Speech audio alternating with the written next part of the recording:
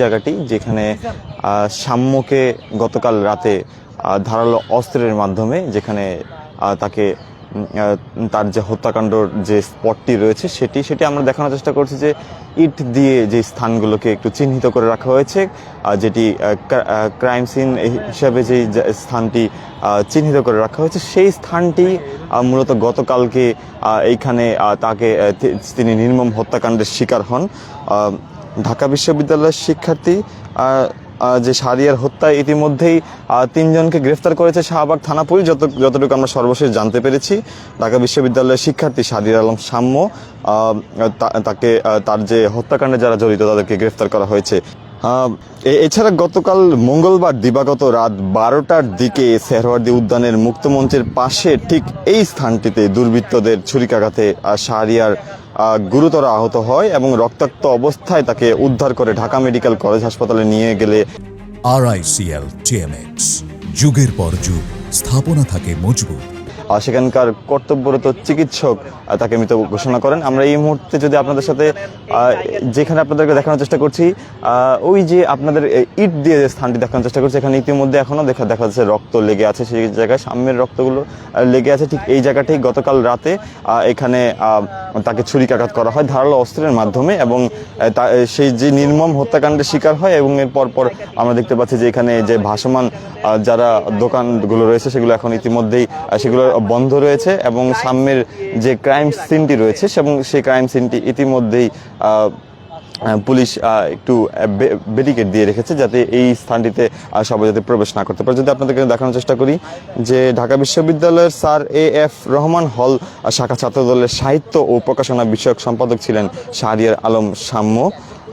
তিনি বিশ্ববিদ্যালয়ের শিক্ষা ও গবেষণা বিভাগের মাস্টার্সের শিক্ষার্থী ছিলেন আমরা যতটুকু জানতে পেরেছি। তার বাড়ি সিরাজগঞ্জের উল্লাপাড়ায়। গতকাল দিবাগত রাতে ঠিক 12টার সময় এই স্থানটিতে তিনি হামলার শিকার হন এবং পরবর্তীতে ছুরিকাঘাতে তাকে দুর্বৃত্তরা তার যে হত্যাকাণ্ডটি করে। আমরা দেখতে পেয়েছি যে তার এই হত্যাকাণ্ডটি ঘিরে ইতিমধ্যেই বাংলাদেশের যে ছাত্র রাজনীতির অঙ্গনটি ইতিমধ্যে উত্তপ্ত হয়ে আছে।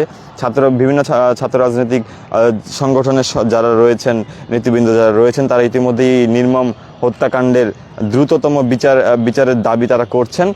এবং আমরা যদি একটু দেখানোর চেষ্টা করি, শাহরিয়ার আলম সাম্যকে হত্যার ঘটনায় ইতিমধ্যেই 3 জনকে গ্রেফতারের কথা জানিয়েছে শাহবাগ থানা পুলিশ। আজ গণমাধ্যমে ডিএমপির পাবলিক রিলেশন থেকে কিন্তু জানানো হয় যে শাহরিয়ার হত্যাকাণ্ডের সাথে জড়িত থাকার অভিযোগে 3 জনকে ইতিমধ্যে গ্রেফতার করা হয়েছে। আমরা দেখানোর চেষ্টা করছি যে ইট দিয়ে যে ঘেরা যে স্থানটি সেখানে পুলিশের ক্রাইম সিন এবং সেখানে ইতিমধ্যে রক্ত লেগে আছে আমরা যতটুকু দেখতে পাচ্ছি।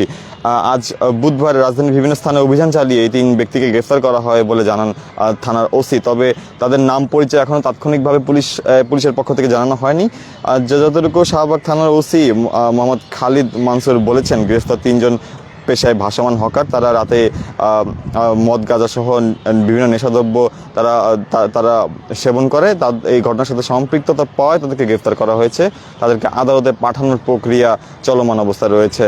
গতকাল মঙ্গলবার দিবাগত রাত 12টার দিকে সেহরাওয়ার্দী উদ্যানের মুক্তমঞ্চের পাশে দুর্বৃত্তদের ছুরিকাঘাতে শাহরিয়ার গুরুতর আহত হন। রক্তাক্ত অবস্থায় তাকে উদ্ধার করে পরবর্তীতে ঢাকা মেডিকেল কলেজ হাসপাতালে নিয়ে গেলে সেখানকার কর্তব্যরত চিকিৎসক তাকে মৃত ঘোষণা করে। এছাড়া যতটুকু আমরা জানতে পেরেছি ঠিক এই যে স্থানটি একটির পাশেই হচ্ছে মুক্তমঞ্চ, যেখানে ভাসমান যেই যারা বিভিন্ন মাদক ব্যবসায়ী যারা রয়েছেন তাদের এখানে অবস্থান ছিল।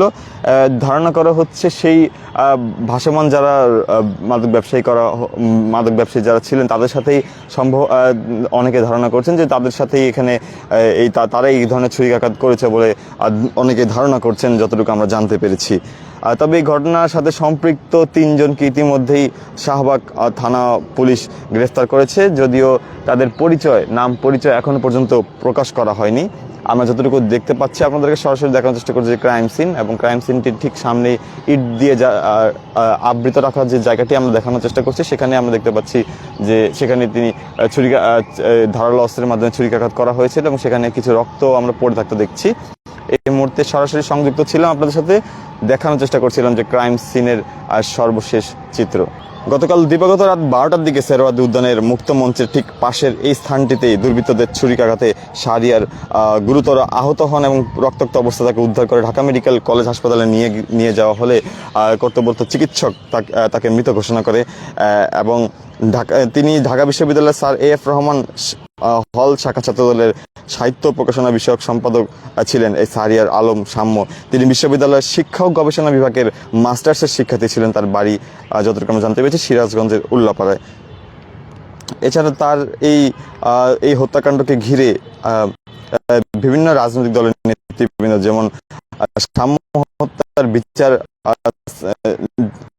চেয়েছে ইতিমধ্যে সার্জিস আলম থেকে শুরু করে ঢাকা বিশ্ববিদ্যালয়ের ছাত্র শিবির এবং হাসনাত আবদুল্লাহ এনসিপির দক্ষিণাঞ্চলের মুখ্য সংগঠক, তাদেরও বিভিন্ন মাধ্যমে তারাও এই হত্যাকাণ্ডের বিচার দাবি করেছে। দর্শক, জাহিউদ্দিন লাইভের মাধ্যমে সরাসরি সংযুক্ত থেকে আপনাদেরকে এই ক্রাইম সিনটি সর্বশেষ দেখানোর চেষ্টা করি।